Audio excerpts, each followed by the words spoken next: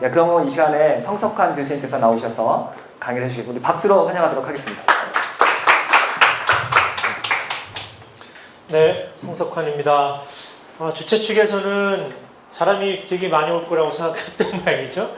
근데 이제 이 주제가 그렇게 익숙한 주제가 아니잖아요.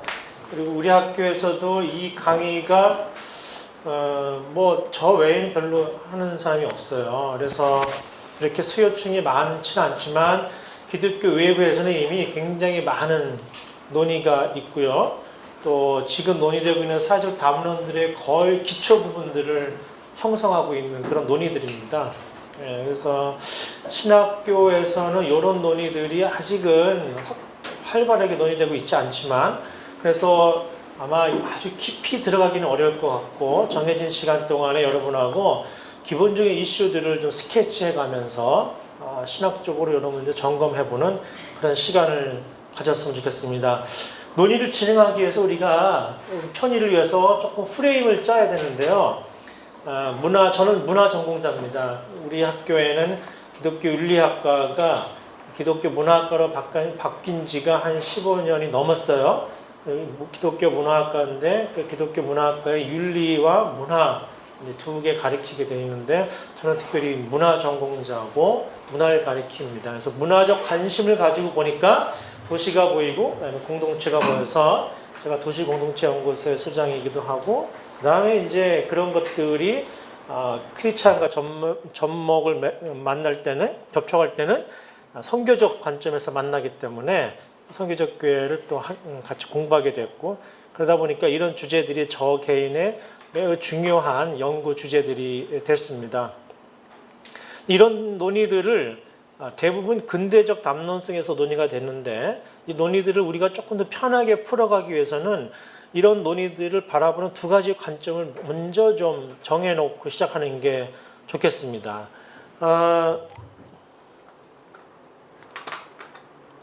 아마 인문학적 수업을 하거나 전공하신 분들은 웬만큼은 다 들어보셨을 것 같아요. 문화를 바라보는 관점이 문화주의, cultural studies라고 보통 얘기합니다.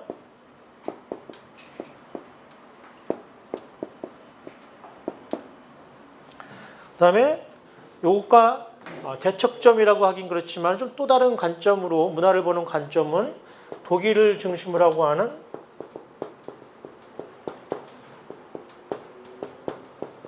프랑크푸르트 학파의 근데 비판 이론이라고 할 수 있어요. 여기는 마르크스주의를 토대로 삼고 있습니다. 이 두 관점이 굉장히 중요한 관점인데, 우리나라에서도 90년, 80년대 민주화 이후에 소위 문화사회라고 하는 이상이, 그러니까 민주화를 주도하는 세력들이 대부분 문화사회라고 하는, 민주주의를 문화적으로 정착시켜야겠다고 하는 욕구를 가진 세력들이 문화계로 다 들어왔어요. 최근에 박근혜 정부 우리가 그 블랙리스트 경험하면서 실제로 여러분 그 문화계에는 좌파가 거의 많습니다. 그래서 우파 사람들이 쓸만한 사람이 없어요. 그래서 어쩔 수 없이 그런 궁여지책을 한 것인데요. 바로 이 민주화 세력들이 전부 다 문화사회라고 하는 이상을 가지고 문화적 영역에 뛰어들었기 때문에 그렇거든요. 그때 이 사람들이 어떤 관점을 가지고 있었느냐, 이런 관점들을 가지고 문화계에 들어왔어요. 그래서 그전까지는 없었던, 예컨대 한겨레 21, 시내 21 이런 것들이 비판적 문화읽기가 그때 전향적으로 이루어졌고, 그런 관점들이 지금 문화계를 지배하고 있다 이렇게 보면 되는데, 특별히 문화주의는 영국을 중심으로 하는 경험주의적 경향을 가지고 있어요. 그럼 무슨 얘기냐면은, 예컨대 고급 예술이라고 우리가 하는 그 아트 중심의 문화적 관점을 가지고 있었던 사람들과는 달리, 이 관점을 가지고 있는 사람들은 그렇게 나누지 않습니다. 인간이 가지고 있는 모든 행위 양식이 문화일 뿐만 아니라, 또 특별히 하부 계층들, 또 목소리가 없는 사람들, 노동자들, 여성들, 젊은 사람들도 자기 나름대로의 문화를 가지고 있다. 특별히 대중문화 속에서 그동안 소외됐던 사람들이 대중문화를 통해서 자신의 욕망을 표현해내고 있다. 그거는 어떻게 파악할 수 있냐면은 거대 담론으로 파악하는 것이 아니고, 예컨대 50대 그 주부들이 왜 불륜 드라마에 이렇게 열광을 하느냐, 이거를 특별히 알려면은 정치 사회적 관점으로 해명이 안 돼요. 실제로 그 주부들과 인터뷰를 해보고 그 주부들이 거기서 어떤 내용들에 열광하는가를 실제 리서치하고 설문을 해봐야 돼요. 그렇게 해보니까 이 당시에 노동자들에게는 문화가 없다, 노동자들은 교양도 없다 생각했는데 이제 영국은 노동운동이 강했잖아요. 이 노동자들을 조사를 해보니까 노동자들도 예컨대 오페라나 클래식은 모르지만 노동 끝난 다음에 막걸리 한 잔 마시면서 트로트 부르는데 거기에 이 사람들 정치 사회학적인 자기 욕망들이 다 녹아져 있다는 거죠. 그러니까 이 사람들에게도 나름대로의 문화가 있는데 그동안 기득권층이나 힘을 가진 자들의 그 문화적 관점에 의해서 이런 소외된 사람들이 문화가 없다라고 파악됐는데 이렇게 경험적으로 또 인간의 행위자 중심의 관점으로 봤을 때는 문화주의적 관점에서 모든 사람에게 자기 욕망에 표출하는 문화적 통로가 다 이런 관점을 가지고 있어요. 그러니까 여기서는 대체로 대중문화가 긍정됩니다. 그 가치가. 그런데 여기에 비해서 막스주의적 관점을 갖고 있었던, 자, 막스주의는 어떤 겁니까, 여러분? 경제 결정주의라고 보통 얘기하죠. 그러니까 하부 구조의 경제가 모든 상부 구조를 결정합니다. 그러니까 생산 수단을 가지고 있는 자들이 사회 구조의 모든 권력을 장악하게 돼 있어요. 그러니까 지주들이 모든 권력을 갖고 있으니까 프롤레타리아 혁명을 해서 뒤집어 엎어야 되는 것이죠. 이런 관점으로 문화를 또 보게 된 것이죠. 프랑크푸르트 학파는 비판, 정치, 경제, 사회학적인 관점에서 문화를 보기 때문에 대중문화라고 하는 이 대중문화는 대중의 욕망을 긍정적으로 표출하는 것이 아니고 오히려 기업가나 상업적 마케팅, 경제적 이윤 창출을 위해서 사람들의 문화적 욕구를 이용하는 것에 불과하다. 이렇게 비판하게 되는 것이죠. 그래서 이 관점에서는 이 문화주의가 바라보는 대중문화의 긍정적인 효과보다는 매우 소비적인 부정적 효과를 주목하게 되는 것입니다. 물론 그 뒤에 벌써 뭐 한 50년, 40-50년 전에 이런 두 양쪽 긴장이 일정 부분 해소가 되고요.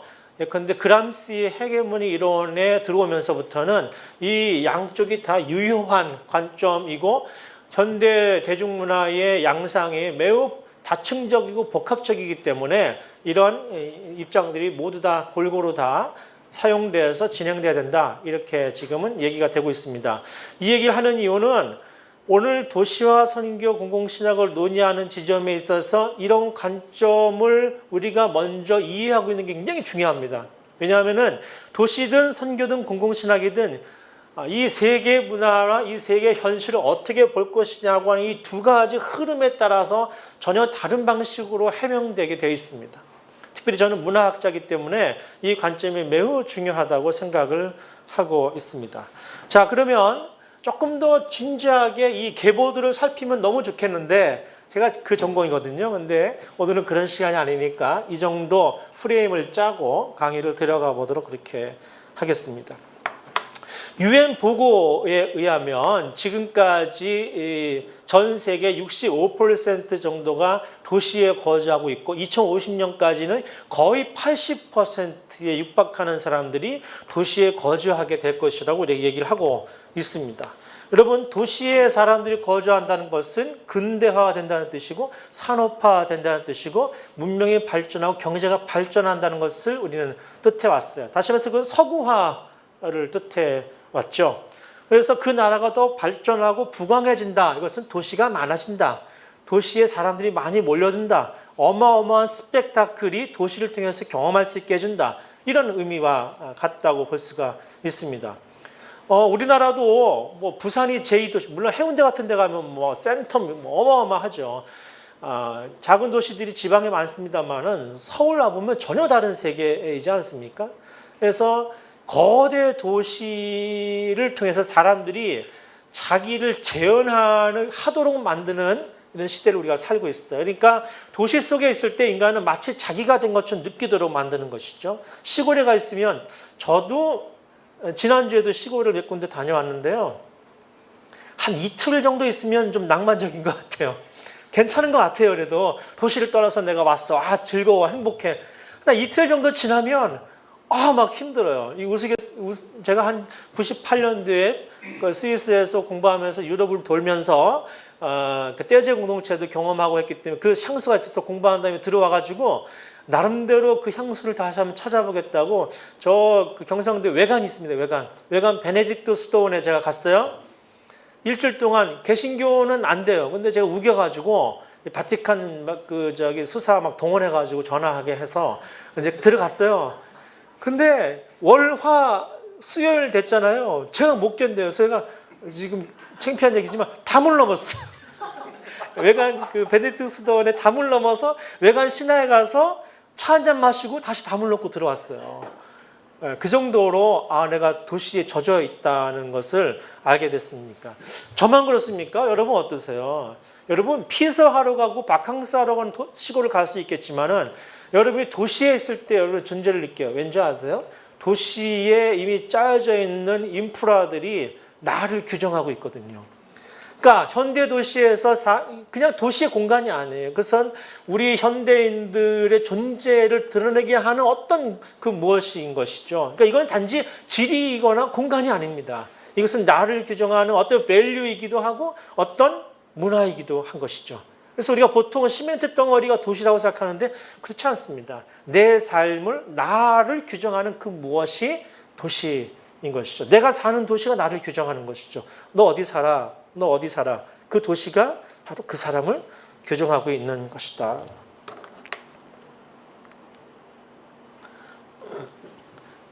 이게 뭐가 날아갔네요. 이게 글씨가 안 보이네.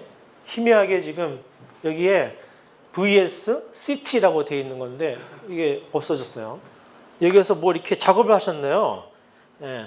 얼번 하면은 공간적 지리적 개념입니다. 그래서 도심지의 형용사 그죠? 그래서 얼버나이제이션 하면 도시화 일종의 프로세스를 의미해요. 그래서 서벌번 하면은 도심지의 외곽에 있는 그래서 대형 도시들의 미국이나 영국이나 등지에서 메가 시티에서 도시 계획을 할 때 얼번 서벌번을 만드는데 서벌번을 만든 이후부터 얼번이 공동화가 생겨가지고 슬럼화가 되고 이런 문제가 있지 않았습니까? 그런데 그 개념과는 달리 시티라는 단어를 우리가 알 수 있죠. 자, 얼번하고 시티하고 뭐가 다를까요, 여러분? 확연한 차이가 있습니다. 얼번은 공간적이고 지리적 개념인가 하면은 시티는 문화적 개념이에요. 거기는 커뮤니티, 시티즌이라는 개념이 함께 함유가 되어 있습니다. 그래서 우리가 지금은 도시학자들이나 도시 연구학자들이 얼버나이제이션이나 얼번이라는 단어보다는 시티를 더 많이 쓰고 있습니다. 그래서 우리 신학교에서도 얼번 미션, 도시 성경을 이렇게 쓰지 않고 최근에는 시티 미션이라고 이렇게 쓰는 경우가 더 많아졌습니다. 왜냐하면은 그 모든 타겟이 공간이나 지리가 아니라 사람이라는 것에 있기 때문에 우리가 시티라는 말을 더 많이 쓰고 있습니다. 자, 그런가 하면 이 두 단어로도 우리가 한번 어떤 차이가 있는지 생각을 해보면 좋겠어요. 글로벌라이제이션, 지구화라는 겁니다. 지구화는 다시 말해서 도시화를 의미해요. 이 지구가 지구화된다고 하는 것, 마셜 맥루한이 지구촌이라는 단어, 그러니까 미디어가 시간과 공간을 줄여줘가지고 사람들이 금방금방 접촉하게 됐다는 거 아닙니까? 그래서 미디어가 시공간을 압축해주는 효과를 나타냈고 그 미디어 때문에 지구가 전체적인 빌리지가 됐다. 이게 이제 지구촌 이론인데 그 이후로 80년대, 90년대를 지나면서 지구화가 급속하게 이루어지는 그래서 우리가 당대에 목격을 하고 이렇게 살아가고 있습니다. 이건 지리적 개념일까요, 여러분? 아니면 어떤 라이프 스타일의 문제일까요? 지구화됐다는 것은 뭘 의미할까요? 우리가 어느 곳에 가든지 간에 근데 상하이를 가든 런던을 가든 어디는 새로운 어떤 도시를 갔을 때 여러분 먹을 게 없을 때 어디 찾아갑니까? 맥도날드 찾아가죠. 최근에 맥도날드 안 익혀가지고 문제가 되긴 하는데 왜 거길 찾아가죠? 맥도날드화라는 책 우리가 예전에 봤었죠. 맥도날라이제이션 그 책의 그 주장은 뭡니까? 어디 가든지 똑같은 맛을 기대할 수 있도록 해주기 때문에 우리는 안정감 때문에 그 맥도날드를 찾아간다는 것이죠. 그러니까 지구화라고 하는 것은 어떤 지리적 개념이라기보다 이런 문화적 개념이에요. 예, 우리가 살아가는 삶의 패턴들이 비슷해진다는 것이거든요. 같은 걸 먹고 같은 옷을 입어요. 예, 저도 이게 폴로 티셔츠를 입지 않았습니까? 브랜드도 다 비슷해지고 남들이 있는 거 그거 따라 입고 이런 거죠. 옛날에는 다른 나라에 어떤 사람이 어떤 옷을 입을지 별로 관심이 없었어요. 하지만 지금은 실시간으로 다 중계가 되고 하루면 갔다 올 수 있는 세계권이 많기 때문에 우리가 얼마든지 그런 라이프 스타일을 함께 공유하고 있습니다. 그래서 글로벌라이제이션이라고 하는 것은 가장 치명적으로 우리한테 경험한 것은 IMF 사건이죠. IMF를 통해서 우리한테 경험된 것은 경제적인 지구화를 경험됐어요. 그러니까 글로벌라이제이션에 대해서 경제적 지구화를 강조하는, 다시 말해서 신자유주의 시스템의 확장이라고 보는 관점, 다시 말해서 이 관점입니다. 이 비판 이론적인 막스주의의 토대를 두고 있는 관점으로 보면은 글로벌라이제이션은 약육 강식의 시스템이에요. 그래서 경제적으로 금융자본주의에 의해서 강대국이 약소국들을 잡아삼키는 그런 형국을 지니고 있고, 그런 시스템 안에서는 모든 사람들이 강대국의 라이프 스타일을 그대로 따라가게 돼 있는 그런 형국을 비판적으로 보는 관점이죠. 그런가 하면 이런 문화주의적 관점에서 보는 글로벌라이제이션을 뭐라 그러냐면은 글로컬라이제이션이라고 합니다. 지구 지역화다 이렇게 보통 번역을 하는 것이죠. 그러니까 글로벌라이제이션이라는 것이 꼭 도시가 확장되고 또 서구적 도시 트렌드에만 다 동조되는 것이 아니고 지역의 문화들도 세계적으로 알려질 수 있는 가능성이 있다. 뭐 이런 얘기 우리가 다 익히 알고 있는 얘기인 것이죠. 그런데 이 두 관점이 가지고 있는 명백한 한계가 있습니다. 이 두 관점 모두 다 거대 담론에 의지하고 있어요. 이 문화주의든 이 프랑크푸르트 학파이든 이 지구화 현상을 바라보는, 다시 말해서 도시화 현상을 바라보는, 다시 말해서 산업화 현상을 바라보는 관점이 거대 담론에 의지를 하고 있는 것이죠. 그러니까 한 번도 경험적으로 진짜 그러한 걸 확인해 보지 않은 채 그러할 것이다라고 하는 비판 이론적 관점으로 진단하고 평가하고 분석하게 되어 있는 것이죠. 실제로 저도 이런 관점을 가지고 많이 비판하고 그랬는데요. 가만히 그런 책들을 읽어보면은 실제로 로 데이터는 많이 없어요. 트렌디하게. 그러니까 글로벌라이제이션이라고 하는 트렌드 때문에 세계가 건축이 이렇게 바뀌고 있다. 사람들 라이프 스타일이 이렇게 바뀌고 있다. 기업이 이렇게 바뀌고 있다. 이런 코멘트나 비판은 있을 수 있지만 실제로 그런 변화들이 그 현지에서 어떻게 일어나고 있는가에 대한 조사는 미비하다는 것이죠. 그러면서 글로벌라이제이션이나 글로컬라이제이션 이 담론이 거대 담론, 메타 내러티브이기 때문에 이런 점에서 한계가 있다. 오늘 제 포인트는 여기에 있는 겁니다. 이 두 관점이 가지고 있는 근대적 한계. 그러니까 포스트 모더니즘이 비판적으로 보는 것이 뭡니까? 근대주의에 대해서.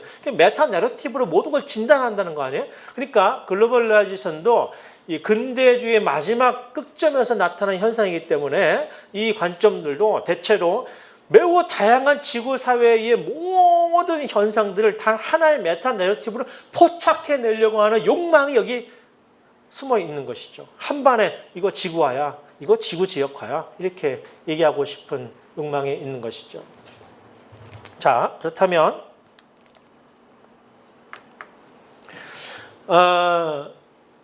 오늘의 핵심은 이런 겁니다. 도시를 우리는 어떻게 볼 것이냐, 스페이스, 공간 또는 장소, 플레이스를 볼 거냐. 뭐 스페이스와 장소의 차이는 여러분은 아시죠? 남들에게는 별거 아니지만 내가 데이트했던 장소는 뭐가 됩니까? 장소가 되는 것이죠. 그렇지 않을 때 그냥 공간에 불과한 것이지만 의미를 하게 되는 것이죠. 이렇게 도시는 스페이스라기보다는 컬처라는 것입니다. 도시를 지리적 공간이나 어떤 물리적 공간으로만 보는 것이 아니고 인간의 삶이 거기서 드러나고 표현되는, 다시 말해서 리프레젠테이션, 재현되는 어떤 곳, 이것이 컬처인 것이죠. 그래서 도시를 공간으로 볼 것이냐, 컬처로 볼 것이냐는 이 두 관점에서 굉장히 중요합니다. 이런 경우에는 공간으로 보게 되는 것이죠. 이런 경우에는 컬처로 보게 되는데, 이런 관점에 따라서 도시를 어떻게 새롭게 변혁해 나갈 것이냐, 도시에 살아가는 사람들에게 도시의 인간 때문에 권리는 어떻게 확보할 수 있을 것이냐, 이런 관점을 가르게 되는 것입니다. 이제 본격적으로 그런 논의로 좀 들어가 보도록 하겠습니다.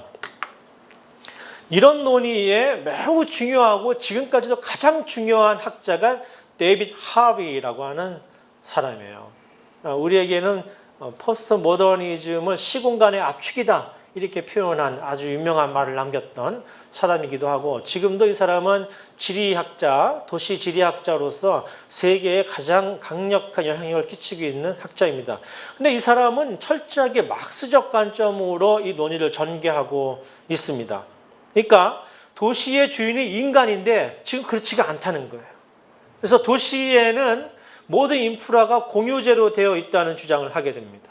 그러니까 기업이 물품을 나르고 유통을 하고 또 기업 활동을 하기 위해서는 국민 세금을 깔아놓은 도로를 사용하기도 하고 지하철을 사용하기도 하고 또 여러 가지 공유제를 활용하는데, 그런 공유제를 활용하면서 발생하는 이윤들을 기업이 다 독차지하면서 도시에 살아가는 사람들이 도시의 권리를 제대로 누리지 못하고 있다. 이렇게 얘기하는 것이죠. 일단 차도 중심으로 도로를 만든다든가, 그죠? 그다음에 인간이 살아가는 기본적인 그 도보권이라고 그러나요? 걸어다닐 권리가 침해당한다든지, 특별히 한국의 서울 같은 데는 그게 심각하게 침해를 당하고 있죠. 이런 점에서 데이빗 하비라는 사람은 도시가 소비주의와 경제적 착취에 의해서 사람들을 물화시키고 있다 이렇게 표현을 하고 있는 것입니다. 일정 부분 이 막스주의에 입각한 하비의 주장은 옳은 것 같아요. 그래서 이 사람이 희망의 공간이라는 책도 썼는데 그 책의 주장도 이런 관점에서 어떻게 하면 인간이 중심이 된 도시를 만들어갈 수 있을 것인가, 이러한 주장들을 하고 있는 것입니다. 그런데 문제는 뭐냐면 하비의 이런 관점이 이 관점에 서 있는데, 이 프랑크푸르트 학파의 관점의 한계는 아까 제가 말씀드린 것처럼 지금 현대 문화가 가지고 있는, 또 현대 도시가 가지고 있는 문제점들을 명확하게 포착했음에도 불구하고 그 대안을 생산해낼 수는 없다는 거예요. 핵심은 뭡니까? 이런 관점에서는 인간의 행위는 거세되어 있어요. 거대 담론만 있습니다. 그러니까 경제 결정지로 모든 것이 경제가 소비를 위해서 도시의 인간의 도시권, 인간의 권리가 희생당한다는 관점을 가지고 있기 때문에 역설적이게도, 그렇기 때문에 인간의 행위가 별로 중요하지 않아요. 이 관점에서는. 그러니까 정치, 경제, 사회학적인 관점으로 이 도시권을 주장하기 때문에 실제로 인간이 여기서 주체적으로 역할을 감당할 가능성이 역설적으로 사라져버리게 되는 것이죠. 거꾸로 얘기하면 이렇습니다. 도시권이 없어. 사람들이 지금 제대로 못 다니고 있어. 근데 실제로 서울시에 도시권을 가지고 사람들이 차도보다는 인도를 더 많이 확보해서 자신들의 공동체적 삶을 살아가는 곳이 곳곳에 또 있거든요. 그런 것들을 아예 없는 것으로 파악을 한다는 것이죠. 그래서 이 하비의 비판자들은 실제로 그러냐? 만약에 당신의 논의가 정말 옳다면 100%가 아닐 수 있는 거 아니냐? 실제로 그런 인간의 주장들이 나름대로 저항운동을 벌여가지고 자신들이 도시권을 확보한 사례들이 있지 않느냐. 그런 사례를 모은 다음에 오히려 거기서 대안이 나타나고 사람들의 가능성이 도출될 수 있는 거 아니냐. 이런 주장을 벌이게 되는 거예요. 그러니까 이게 양가입니다. 만약에 하비의 주장이 옳다고 생각하면은 인간의 그 behavior, 그러니까 인간의 행위자, 에이전트로서의 그 행위자, 이런 모든 논의의 주체는 인간이 되어야 되는데, 하비의 논의는 인간의 권리가 희생당하고 있다고 말하면서 거꾸로 인간의 가능성이 없어져 버리는 거예요. 이런 한계가 있는, 이게 막스주의의 한계거든요, 원래.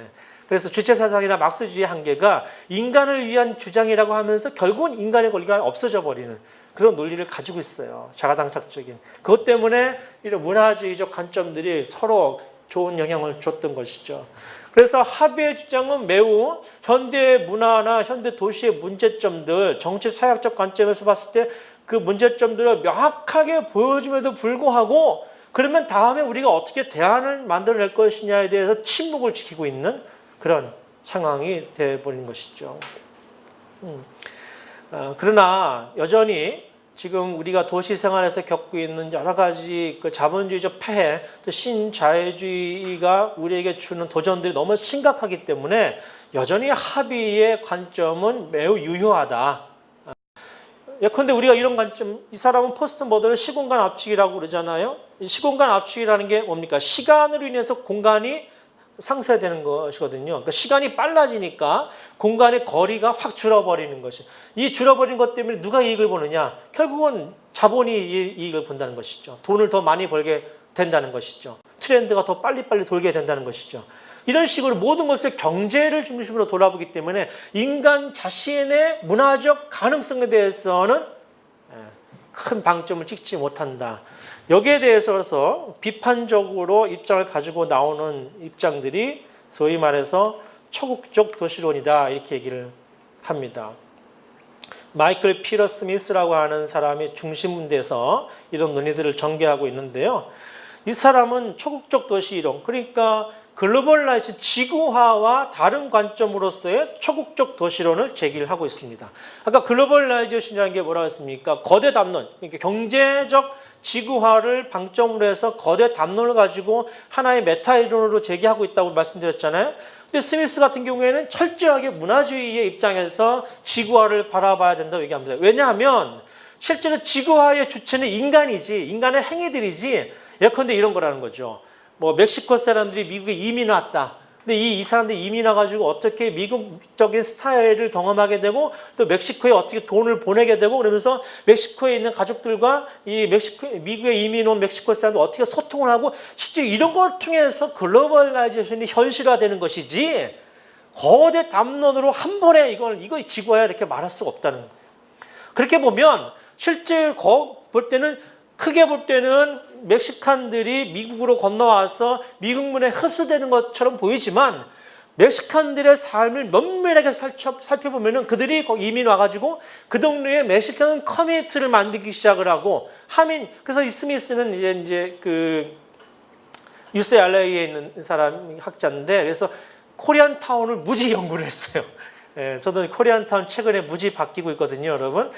옛날에는 정말 죽어 있었어요. 그리고 잘 되면 저기 오렌지 카운티나 이런 데로 이사 가는 게 코리안 타운인데 지금 코리아 타운이 굉장히 좋아져가지고 백인들도 이사 와서 살고 그런다고 하더라고요. 그러니까 코리아 타운을 이 사람이 조사를 하면서 그렇게 미국 문화에 흡수만 되는 공동체가 아니라 나름대로의 자기 스타일들을 유지하면서 자기 라이프를 보여주고 있다. 그러니까 지구화라고 하는 것은 그렇게 거대 담론으로 한 번에 표현되는 게 아니고 구체적으로 이런 사람들이 즉 이민하는 사람들 또 여행 다니는 사람들 저도 이제 좀 있으면 일본에 일주일 가야 되고 이제 우리 선교적 교회 팀하고 영국에 이제 8월 중순에 가서 한 10일 있다 오거든요. 그런데 가서 우리가 한인 음식 먹잖아요. 찾아다니면서 먹잖아요. 또 길 가다가 만나면은 혹시 윤빼니 비긴 어스 그 팀이 런던으로 오지 않을까 기대하면서 오면은 막 또 하지 않습니까? 그런 우리 코리안들만의 라이프 스타일을 또 즐기게 된다는 것이죠. 여행을 하면서 그런 교류가 일어난다는 것이죠. 바로 지구화의 주체들 이런 행위자들, 구체적인 인간의 삶을 통해서 지구화가 전개되고 이루어지는 것이지 거대 담론에 또 자본의 힘에 의해서만 모든 것이 동일하게 되는 것이 아니다.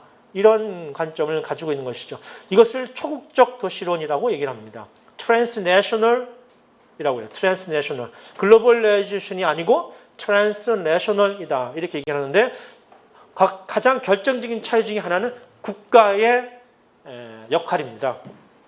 합의에 있어서 지구화에서는 도시화에서는 국가의 영향력이나 국가의 존재가 현저히 사라지게 돼요. 그래서 초국적 자본이나 IMF나 월드뱅크가 모든 걸 지구 흔들게 된다고 가정을 하게 됩니다. 그러나 스미스의 입장은 지구화가 점점 전개되면 전개될수록 국가의 역할이 더 중요해진다 이렇게 얘기합니다. 실제로 이 초국적 자본들이 도달할 수 있고 그다음에 지역 경제권을 묶어내는 데 있어서 국가 간 합의, 국가 간 협정, 국가 간 거래가 더 중요해지고요. 그 국가들이 공공정책을 어떻게 설정하고 이민자 정책을 어떻게 설정을 하고 자본법을 어떻게 만들어 나가느냐에 따라서 전 세계 글로벌라이제이션의 양상이 달라진다. 그러므로 국가의 역할이 더 중요하다라고 보는 것이 바로 초국적 도시론의 핵심인 것이죠. 그러니까 초국적 도시론은 그 발생의 원인자가 누구냐? 그게 바로 주체자가 누구냐? 인간이 아니냐? 국가가 아니냐? 그러므로 그들의 행위에 집중을 해야지 거대 담론으로 현상을 하나로 묶어서는 안 된다. 이 입장에 대해서 비판적으로 보고 스미스는 철저하게 여기에 이제 입장을 가지고 보는 것입니다. 이렇게 했을 때 이점은 뭡니까? 아까 데이비 하비가 말했었던 글로벌라이제이션이라고 하는 경제 결정주의 입장에서 보는 도시화의 입장과 어떤 결정적인 차이가 나죠? 대안이 가능한 거죠. 사람의 행위에 의해서 행위자 중심의 도시론이기 때문에 글로벌라이제이션을 똑같이 보더라도 사람의 행위, 에이전트가 중요하다 보기 때문에 그 에이전트들의 행위를 면밀히 따라가다 보면은 글로벌라이제이션, 다시 말해서 자본, 금융의 글로벌라이제이션을 극복할 수 있는 새로운 대안들을 발견하게 될 수 있는 가능성들이 훨씬 커지게 되는 것이죠. 그래서 스미스 같은 경우에는 몇 해 전에 있었던 Occupy Wall Street 이런 것들을 예로 들고 있어요. 실제로 사람들이 그 나라 뉴욕에서 월스트리트의 그 자본화에 대해서 저항하면서 거의 1년을 끌었던 그런 운동들이 실제로 그 현지에서 벌어지는 새로운 대안들을 보여주는 것이다. 그다음에 우리가 요즘에 최근에 이슈가 되는 사회적 경제, 그죠? 협동조 등등들이 전 세계에서 일어나고 있는 현상들은 결국은 사람들이 거대 담론에 의해서 다 똑같은 글로벌라이제이션을 경험하는 것이 아니고 다 똑같은 도시화를 경험하는 것이 아니고 각 나라마다 현지마다 각 문화마다 저마다 다양하고 독특한 방식으로 그런 도시화를 경험하게 된다. 이렇게 얘기하게 되는 것이죠.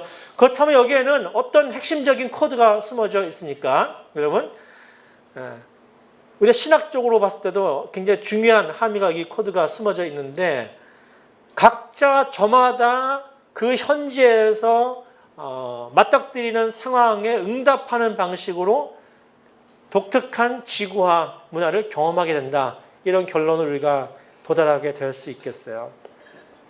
이것이 제가 이 도시론을 선교, 그다음에 공공신화로 끌고 간 모티브였어요. 만약 이게 제게 발견되지 않았더라면은 그냥 저도 아마 그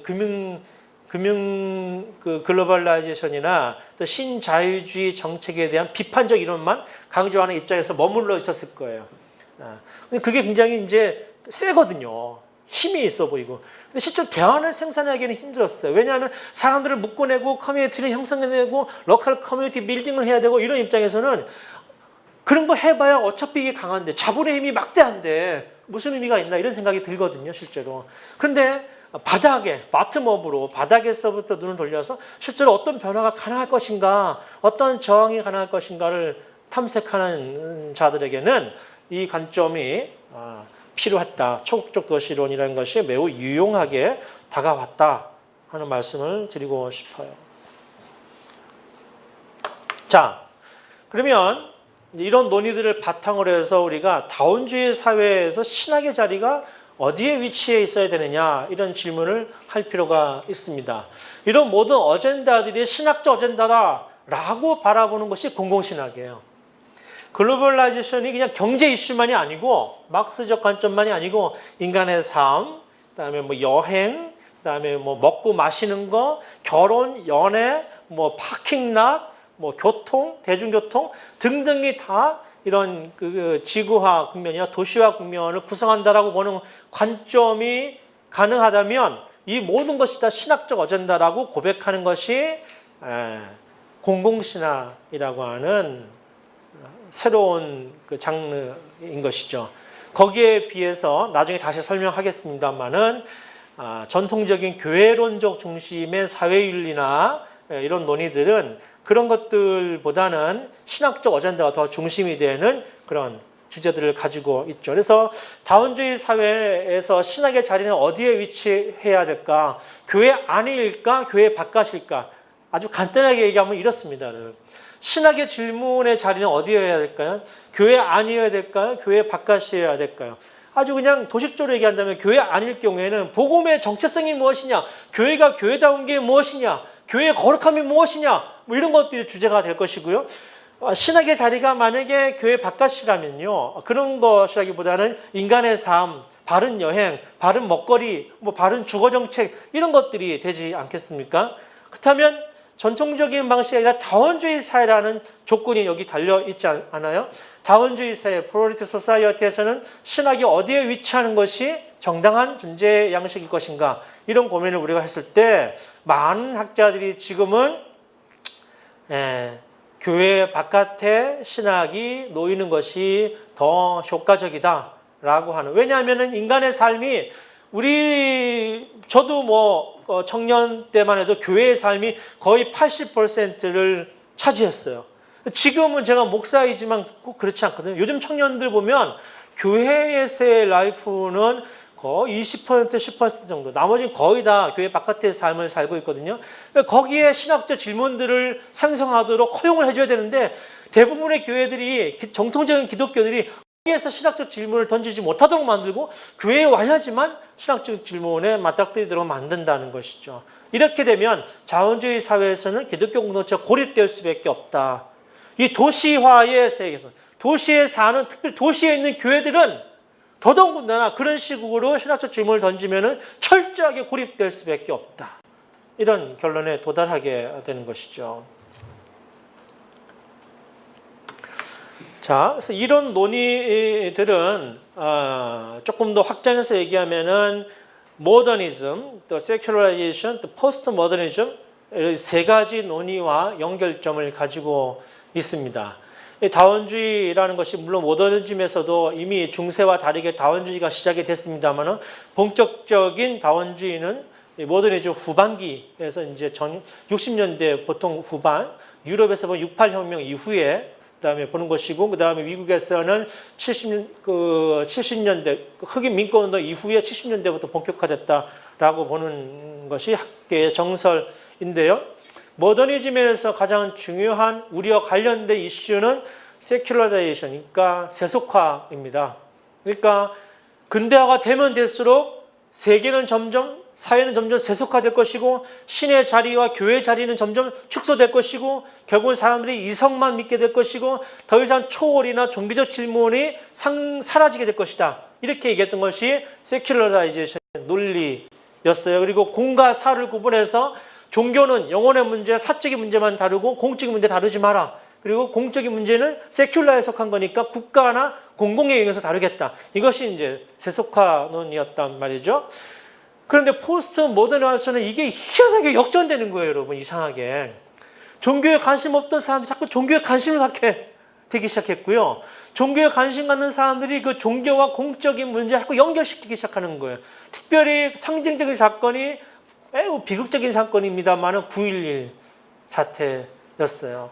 그 전후로 종교가 여전히 사회적이고 공적인 힘을 가지고 있다는 것이 세계사에 명확하게 증명이 된 셈이죠. 그러니까 우리가 지금 함께 나누고 있는 도시, 선교 등등의 이슈와 이 모던과 포스트 모던과 세속화 이슈들은 명백하게 연관되어 있는 셈인데, 다시 말해서 도시는 모던과 함께 시작이 됐습니다. 근데 그 도시는 하나님이 거세된, 교회가 거세된, 종교가 거세된 도시였어요. 그러나 포스트 모던이 진전되면서 그 도시는 다시 영적인 갈망을 가지고 있는 도시로, 공간으로 변해가고 있습니다. 이게 뭘 말합니까? 거대 담론으로 해명되는 도시가 아니라 인간의 한 사람 한 사람의 문화적 생활 양식으로서의 도시를 구성하기 때문에 그 사람들이 갖는 이 지구와 양상에서 갖는 영적인 갈망이 지금 증폭되고 있다는 것을 의미하게 되는 것이죠.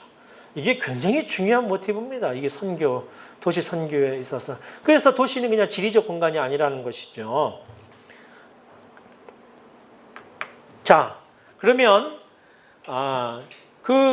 우리가 그 하비 콕스라는 사람을 여러분 들어보신 적 있죠? 이분이 세속도시라는 글을 썼어요. 세속도시의 이슈는 이 도시라는 것은 점점 세속화될 것이고 여기는 인간의 욕망이나 인간의 주권, 휴머니즘이 중요하지 더 이상 그 종교적 질문이 별 의미가 없게 될 것이다. 그리고 종교라는 것은 점점 사적인 용어로 퇴거하게 될 것이다. 라는 이야기를 하게 됐는데, 이제 포스트 모던 다원주의 사회에 접어들면서 지금은 세속도시라고 부르지 않고 후기 세속도시다라는 논의로 넘어가고 있습니다.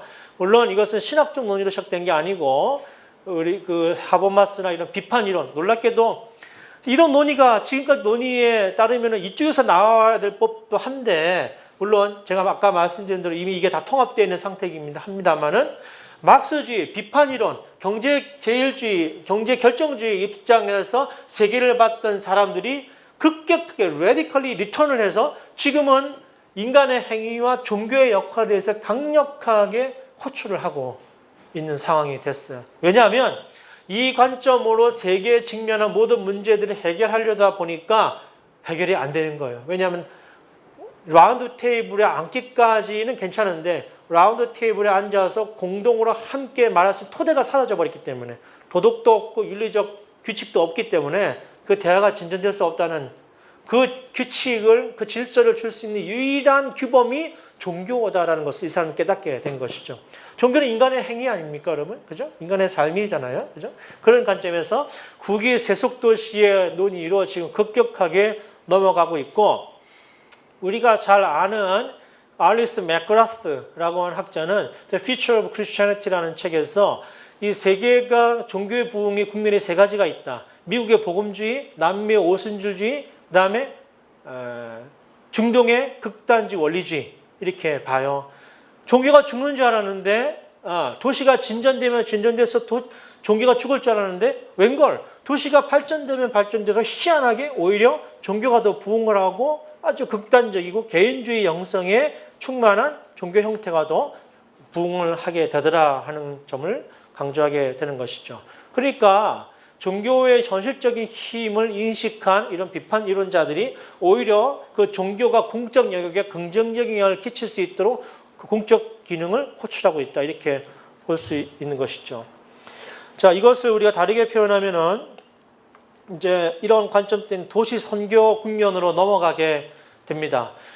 도시 선교는 아까 말씀드린 대로 이제 지리적 국면, 그러니까 뭐 선교사 파송해가지고 거기에 우리 교단 교회 세우고 우리 교회의 자회사처럼 세우고 땅 넓히기의 관점이 아니고 이제는 도시 선교가 쓰리 미션, 그러니까 인간의 삶을 하나님 나라의 관점에서 변화시키는 관점으로 이미 변화된 지 오래됐어요. 그런데 여전히 도시 선교를 성시와 지리적 개념으로 땅 따먹기 확장 개념으로 보는 것은 이게 놀라운 일이에요. 이게 사실은 여러분 비판 이론적이나 막스주의적 관점에서 문화를 보는 관점인데 놀랍게도 복음주의적이거나 또는 매우 그 보수적인 관점을 가진 신앙 고백을 하는 사람들이 이 성시화 운동을 벌이는 것이죠. 이 두 세력 간에 어떤 결탁이 있다는 말씀을 드리는 게 아니에요. 본인들이 몰라요, 이런 연관성을. 그러나 지금 이렇게 그 과거의 방식으로 도시 현상이나 또 이 세계의 문화를 바라보는 관점이 여전히 우리나라에서 작동하고 있는 이런 성시화 논의 같은 것들은 그렇게 우리가 평가를 해볼 수가 있겠고요. 이와 달리 도시 선교를 인간의 삶 또는 커뮤니티, 대안적 존재 양식 등으로 파악하려고 하는 것이 바로 선교적 교회 운동이라고 말할 수가 있겠습니다. 그러니까 도시 속에서 어떻게 하면 인간의 공동체 중심의 새로운 대안들, 도시의 삶의 조건들을, 인간의 인권들을 말할 때 가장 결정적으로 신학적으로 유효한 담론이 뭐냐? 저는 그것을 선교적 교회 운동으로 표현할 수 있겠다, 이렇게 말씀을 드리는 것이죠. 선교적 교회라고 하는 것은 내가 어떤 선교의 주체가 아니라 하나님이 내 선교의 주체신데, 그러므로 하나님이 우리를 또는 나를 보내신 곳이 어디이며 거기에서 하나님이 어떤 하나님의 선교를 하기 원하시는지를 민감하게 분별해서 내가 또는 우리 공동체가 어떻게 그 하나님의 선교에 참여할 것인가. 그러니까 가장 결정적인 것은 내가 살아가는 그 현장의 상황이에요. 거기에 어떤 고통과 아픔이 있는지를 민감하게 반응하는 거예요. 교회가 또는 내가 한 그리스도인이. 그래서 그 아픔과 고통에 있는 사람들과 연대감을 가지게 하면서 거기서 자연스럽게 발생하는 커뮤니티, 그걸 뭐라 그럽니까? 그걸 church, 교회라고 하는 것이죠. 교회는 세우거나 또는 뭐 개척을 해서 플랜팅을 하거나 또 임대를 해서 뭐 세를 주거나 그렇게 해서 만들어진 것이 아니고, 내가 보낸받은 거기에서 고통받고 힘들고 억울한 사람들의 아픔에 동조하면서 연대하다 보니까 자연스럽게 발생하는 커뮤니티, 이건 아까 말씀드린 도시권 논의와 연결되는 지점이죠. 그런 공동체를 만들어가는 논의, 그것이 선교적 교회의 논의란 말이죠. 그러니까 도시 선교라고 하는 것은 그 도시를 성시화하거나 저는 그 도시에 교회를 많이 세우는 건 커피숍보다는 많아야지라는 논의가 아니고, 그래서 지리적 대비나 공간적 확장이 아니고 세력을 넓히는 게 아니고, 예?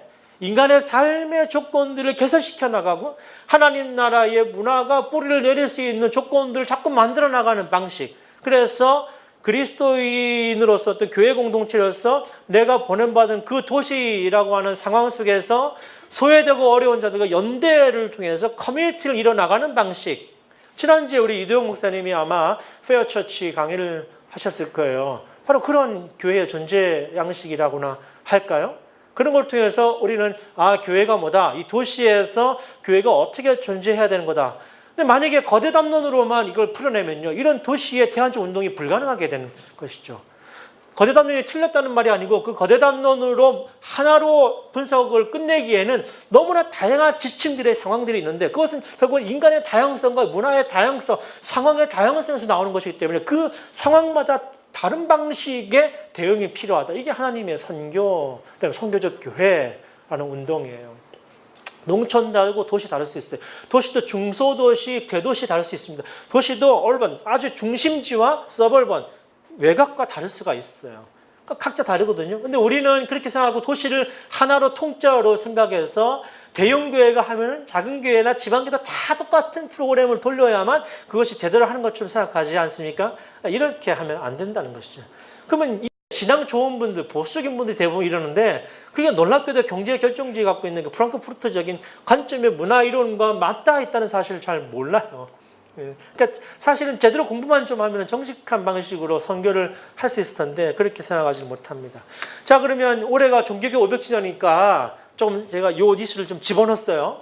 종교개 500주년, 왜 독일에서, 왜 다른 사제들도 비텐베르크 성당에 반박문을 많이 붙였습니다. 루터만 붙인 게 아닙니다. 여러 학장도 붙이고 여러 붙였는데 왜 루터만 그러면 주목받고 루터의 주장에 이렇게 강력한 힘을 발휘하게 됐는가? 도시였다는 것이죠. 종교개혁의 발생의 기본 물리적 조건이 도시였다는 거예요. 자, 그건 그냥 공간적 지리적 조건의 도시가 아니었어요. 독일은 도시가 발전했고 그래서 중상 산업이 발전이 됐고 그래서 거기 도시에서 획득된 부를 중심으로 로마 교황청이나 이 프랑스나 이런 데 가톨릭 기득권층과 적대적으로 정치적 힘을 누릴 수 있는 조건이 가지고 있어요. 돈이 많으니까. 그리고 로마에서도 자꾸 독일 주교들한테 세금을 더 내라고 자꾸 채권을 했었던 굉장히 민족적 감정이 안 좋았던 때였어요.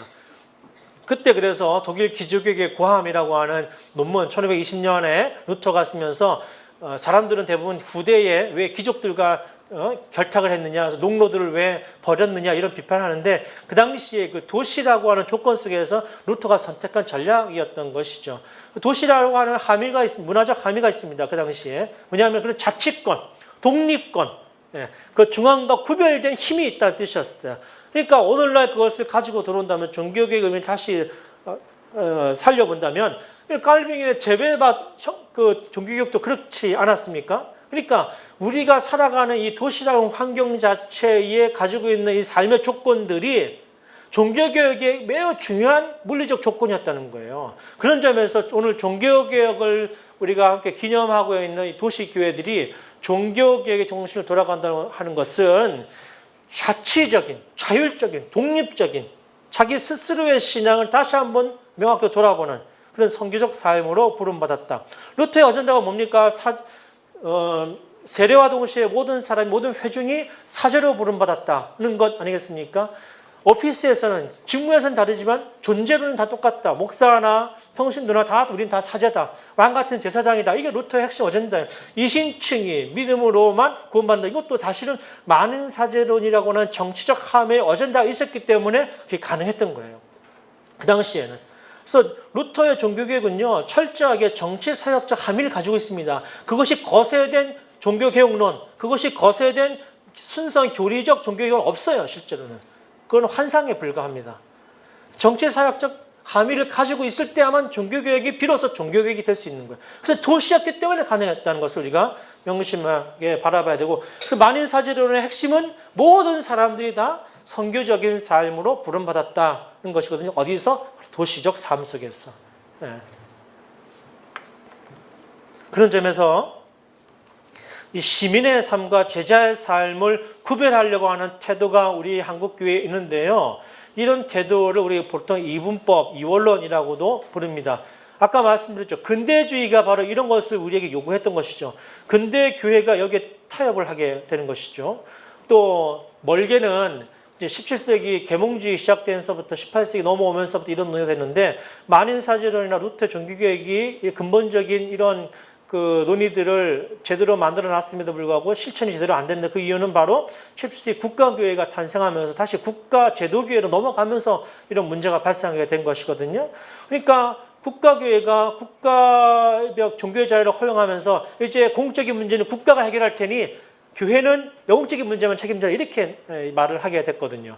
그러니까 지금까지 그 전통이 이어왔고 그 사람들이 이제 종교 박해를 피해서 미 신대륙으로 넘어갔지 않습니까? 그 국가교회가 있을 수가 없죠. 다 그 전통이 다르니까 루터란도 있고 청교도도 있고 뭐 다 다르니까. 그러니까 그 사람들이 국가교회를 안 하고 디노미네이션, 교파를 만들게 된 것이죠. 교단을 만들게 된 것이죠. 그 교단 교파는 국가 일에 참여할 수 있습니까? 없습니까? 못하죠. 그러니까 선교에 올인하게 되는 거죠. 그 운동 때문에 아펜젤러고 언더우드 우리나라에 올 수 된 것은 맞습니다. 그러나 역사상 처음으로 2000년 역사 동안 한 번도 없었던 개인주의적 성향을 가지고 있는 소위 말해서 개인주의 영성이 역사의 전면에 드러난 것은 바로 그때였습니다. 그 영성이 우리나라의 기독교로 전파가 되었기 때문에 우리 한국교회가 전반적으로 그런 영성을 가지고 있는 것이죠. 그러다 보니까 시민의 삶과 제자의 삶이 자꾸 분리가 돼요.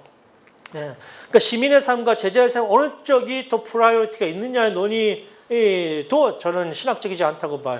분리될 수가 없습니다. 종교개혁 전통으로 넘어가 보실까? 이 논의는 하나의 논의지. 올바른 시민은 올바른 제자라고 하는 존재론자가 통합되어 있는 것이지 그것이 분리되어 있는 것이 전혀 아니거든요. 자, 그러면 이런 논의들이 오늘날 공공신학에서는 어떻게 얘기가 되고 있느냐? 그러면 좋은 제자, 그리스도인의 제자로서 좋은 시민이 된다는 것이 무엇을 의미하느냐? 그 논의는 바로 common good, 교회 바깥에, 그다음에 교회 안팎에 모든 사람들에게 공공의 선의 어젠다를 실제로 실천 가능한 방식으로 보여주는 공동체. 이것이 교회. 그 도시에서 도시의 권리를 잊어버리고 도시를 소외당하고 분열당하는 그들에게 그 도시 상황 속에서 진정으로 커먼 굿을 어떻게 하나님 나라의 방식으로 재현해내고 보여줄 것이냐. 이게 교회가 가지고 있는 선교적 과제라는 것이죠. 그래서 그것은 이제 이 굿시티라고 하는 논의로 넘어가는데 주로 이제 영국 성공회가 제일 잘해요, 이거를. 그 논의만 해도 또 1시간을 강의해야 되지만 못할 것 같고 그 굿시티, 그 faithful city 이런 운동들을 영국 성공회가 런던을 통해서 굉장히 강하게 실행을 하면서 이 공공신학의 아주 주도적인 흐름을 이어가고 있습니다. 그래서 퍼블릭 티올로지는 이런 관점을 가지고 있는데 물론 이 퍼블릭 티올로지는 비판을 받고 있습니다. 약간 어떤 비판이냐면은 북미 자유주의 신학, 리버럴 티올로지 전통을 가지고 있고요. 그다음에 영국의 이스토리브시트 기득권층의 입장을 대변하는 신학인 것은 분명해요. 그건 부인할 수가 없어요. 그런데 해방 신학이나 민중 신학처럼 바닥에서 올라오는 신학은 아니라는 것이죠. 그래서 기득권 기성층들이 도시의 기본적인 조건들을 어떻게 개선하면서 공공선을 나아갈 것인가라고 하는 신학적 어젠트, 그러니까 엘리트적 관점을 가지고 있는 건 분명합니다만은 제가 이런 신학을 하는 이유는 그 방법론이 그렇더라도 오늘 한국에 가지고 들어와서는 다른 방식으로 얼마든지 실천이 가능하거든요. 근데 문제는 뭐냐면 이런 성교적 교회론이나 공공신학을 한국적 논의로 번역해서 실천하지 않고 미국 사람들 얘기, 영국 사람들이 그대로 전달하고 그대로 가르치고 그대로 주장하는 한국의 학자들이나 한국의 실천가들이 문제라는 것이죠. 그러니까 저는 이런 어젠다들 얘기할 때 외국 사람 불러다가 얘기하고 뭐 이러는 건 이해가 안 돼요, 사실은. 그 사람들이 한국의 세월호를 압니까? 분단상을 압니까? 뭐 상가교회를 압니까? 그런 한국적 상황을 전혀 모르잖아요. 한국의 도시가 안고 있는 상황은요, 전 세계의 그 어떤 도시가 안고 있는 상황보다 더 치열하고 더 심각합니다. 그런 삶의 조건들을 모르잖아요. 그런데 그 사람들이 와서 우리한테 말해봐야 사실은 그거는 별 의미가 없죠. 근데 요즘에 선교적 교회 운동이나 공공신학의 어젠다들을 자꾸 그런 식으로 그대로 수용해서 실천하려고 하는 사람들은 매우 어려운 것이다 라는 게 제 생각이고, 조금 더 한국은 조금 더 그 치열한 갈등적 구조를, 한국적 상황을 고려해서 어떻게 우리가 부르심 받고 보내심 받은 곳에서 신학적 고민을 할 것이냐는 논의를 이어가야 될 것이고요. 커먼 그레이스는 이 깔빈의 일반 은총 논의와 여기 맞닿아 있다는 거예요. 그러니까 커먼 굿이라는 것이 그냥 나온 것들이 아니고, 이런 퍼블릭 티올로지가 우리가 저는 리폼드니까 리폼드 교회가 갖고 있는 커먼 그레이스, 일반 은총이라고 하는 개념 속에서 얼마든지 우리가 커먼 굿도 얘기할 수 있고 굿시티도 얘기할 수 있고 말할 수가 있다. 이것과 다른 방식으로 얘기하는 그 신학적 주장들이 우리가 잘 아는 하워스, 그죠? 그 다음에 그 밀뱅크, 레디컬 오소독스 얘기하는, 그러니까 기독교는 기독교의 전통과 기독교의 이야기로 승부를 걸어야지 무슨 커먼 굿이냐, 이런 논인 것. 복음을 얘기할 때 그게 힘 있는 것이지 무슨 커먼 굿이냐, 이건 아니지 않느냐.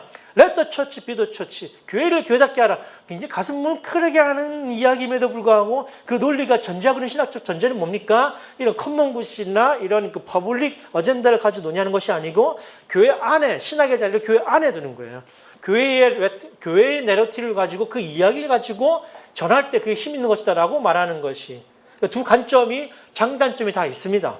저는 개인적으로 퍼블릭 티올로지를 주장하는 사람이기 때문에 신학의 자리를 교회 바깥에 두고 신학의 복음을 오늘 우리가 살아가는 다원적 상황 속에서 다양한 방식으로 해명해서 번역할 필요가 있다라고 주장하는 사람이고, 하워스 라인들은, 저는 이제 리버를 전공했기 때문에 그런 것 같고요. 하워스 라인들은 보다 더 교회의 내적 이야기에 충실하는 것이 더 필요하다, 이렇게 주장하는 것이죠. 그래서 공공신학에서는 더 좋은 도시는 더 정의로운 도시다. 여기서 정의라고 하는 것은 정치적 정의만이 아니고 성경에서 얘기하는 신학적 정의입니다. 하나님의 백성, 의로운 백성이라는 차원이 있고, 이것도 복잡한데요. 좀 더 넘어가겠습니다. 그래서 이런 좋은 도시를, 우리가 도시 얘기하니까 좋은 도시를 만들기 위한 선교적 교회는 어떤 거냐 그러면 더 정의로운 도시를 상상하는 거예요. 그리고 공적인 교회를 상상하는 겁니다. 그래서 공적인 신학을 실천하는 거예요. 아마 지난주에 우리 페어처치 하면서 그 실내를 여러분이 잘 보셨을 걸로 생각을 합니다. 시간이 없으니까 넘어갑니다. 그렇다면 더 좋은 사회를 위한 공공신학은 어떤 어젠다를 가지고 있느냐? 기독교적 가치의 공적인 증언, public witness, 공적인, 내 개인의 사적 증언이 아니라 공적인 증언이 돼야 된다. 그리고 공공성, 커먼 굿에 기여를 해야 된다. 그리고 우리의 이야기, 전통적인 이야기, 이런 것들을 번역하고 담론이라는 건 서로 이야기해 나가면서 만들어가는 과정이잖아요. 우리 교회 바깥에 대화 상대자들을 동등한 위치로 인정을 하고 라운드 테이블에 앉아서 하나의 담론을 만들어가는 그런 과정들. 그걸 뭐 우리 신학에서는 또 에큐메니컬 프로세스라고 얘기를 합니다. 그런 번역적, 담론적 실천 신학입니다. 자, 마지막입니다. 그래서 한 가지 사례인데요. 이건 이제 우리가 토론으로 넘기려고 그래요.